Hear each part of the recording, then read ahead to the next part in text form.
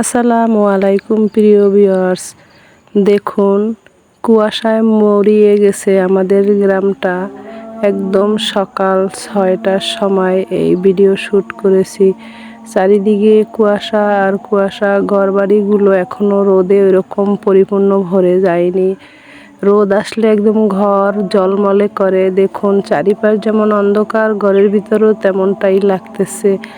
কি আর করার, গ্রাম বাংলায় এরকম সকালে উঠতে হয়, রান্না খাওয়া, স্কুল, তারপরে সাংসারিক কাজকর্ম সবগুলো করতে হয় এই কুয়াশার মেঘ এর ভিতরে। গৃহস্থলীর বউয়েরা, মাঠের কৃষকরা, যারা চাকরিজীবী সবাই উঠে যার যার মতো কাজে যেতে হয়, কিন্তু কষ্টটা গৃহস্থলীদের বউদেরই বেশি হয়। কি আর করার, করতে হয় বাঁচার জন্য, থাকার জন্য, খাওয়ার জন্য লড়াই করতে হয়। দেখুন আমি সকালবেলা এরকম একটু একটু আধো আধো রোদ উঠেছে, তার ভিতরে চলে আসছি, কারণ আমার অলরেডি ঠান্ডা লেগে গলা বসে গেছে।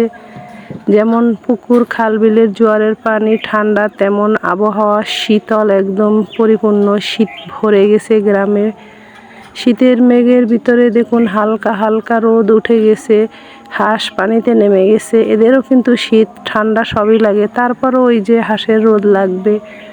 সকালবেলা স্কুলমুখী ছেলে মেয়েরা এবং ছোট ছোট বাচ্চাগুলো সব স্কুলে গিয়ে চলে আসছে।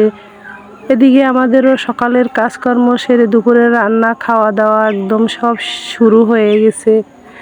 ঘর ভর্তি মেহমান। আমি আসছি আমার উছিলাতে, অনেক আয়সা আমাদের সঙ্গে খাওয়া দাওয়া একসাথে যোগদান করছে। দেখুন প্লেটে সাজিয়েছে কত রকমের খাবার, ডিম, মুরগি, ডাল, সবজি, ভাত, সব কিছু মিলিয়ে মিশিয়ে আমরা পরিবার পরিজন নিয়ে, দেখুন লাউ শাক, চিংড়ি মাছ হয়েছে।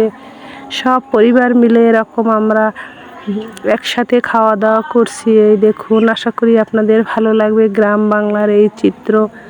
তো রান্না খাওয়া দাওয়া তো হয়ে বিকেলবেলা বের হয়েছিলাম। দেখুন কৃষক ভাই ওই সকাল থেকে মাঠের কাজ করে ধানের যে খ্যার এগুলো সংগ্রহ করছে, সঙ্গে আমি একটু গিয়েছিলাম। তো আমি এখান থেকে কিছু ধান নিয়েছি। এই যে ছোটোবেলার ধান দিয়ে চিরা খাওয়ার শখ জাগছে, যে ছোটোবেলায় খেতাম এরকম ধান নিয়ে আইসা সেইটা দিয়ে চিরা খেতাম। একদম তরতাজা ধানের চিরা খেতে খুবই সুস্বাদু, হাতে বানানো।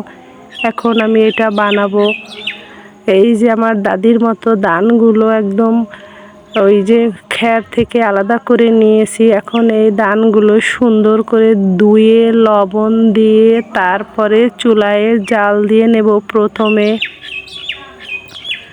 যেমনটা বলেছি তেমনটাই, এই যে ধুয়ে ধানগুলো লবণ দিয়ে সেদ্ধ বসিয়ে দিয়েছি। এখানের পানি সব শুকিয়ে যাবে, তারপরে ঝরঝরে করে একদম চাল ভাজার মতো একটু ভেজে নেব। এই যে ভেজে নিচ্ছি প্রিয় ভিউয়ার্স, একদম ভাজা হয়ে যাবে, কোনো স্যাঁতস্যাঁতে ভেজা বা পানি কিছুই থাকবে না। এইটা দিয়ে হাতে বানানো চিরা ডেকিতে করা যায়, হাতে বানানো যায়, খেতে কিন্তু অসম্ভব সুস্বাদু। যারা গ্রাম বাংলায় হাতে বানানো চিরা খেয়েছেন তারাই একমাত্র জানবেন। এই যে দেখুন একদম ধোঁয়া উঠতেছে নিচ থেকে, যে পানিগুলো শুকিয়ে যাচ্ছে। এবারে এইটা আলাদা করে আবার 2 ভাগ করে ভেজে একদম ঝরঝরে করে এই যে ধোঁয়া ওঠা বন্ধ হয়ে যাবে, তখন নামিয়ে নেব।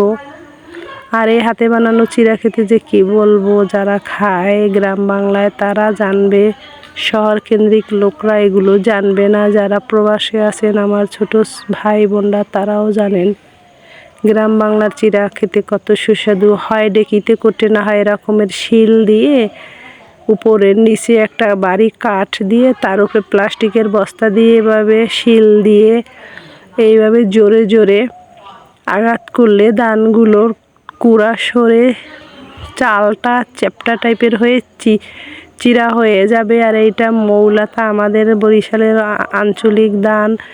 এইটা দিয়ে দারুণ লাগে খেতে। চিরা লাল লাল হয়, যেমন ধানের আঁশটাও লাল কুড়াটা, তেমন চালটাও লাল, চিরাটাও লালচে হবে। কিছুটা আবার সাদাও হয় মাঝে মাঝে, যেটা সাদা মৌলাতা ধান। এটার ভাত খেতেও অসম্ভব সুস্বাদু। 3-4 জন মিলে এরকম ডেকি কোটার মতো শিল দিয়ে কুটে এইবারে চিরা বের করে নেব। দেখুন কত সুন্দরভাবে হয়ে যাচ্ছে বানানো। এই যে হয়েও গেছে আলহামদুলিল্লাহ। আবার ফিরে আসবো পরের দিন। আল্লাহ হাফেজ।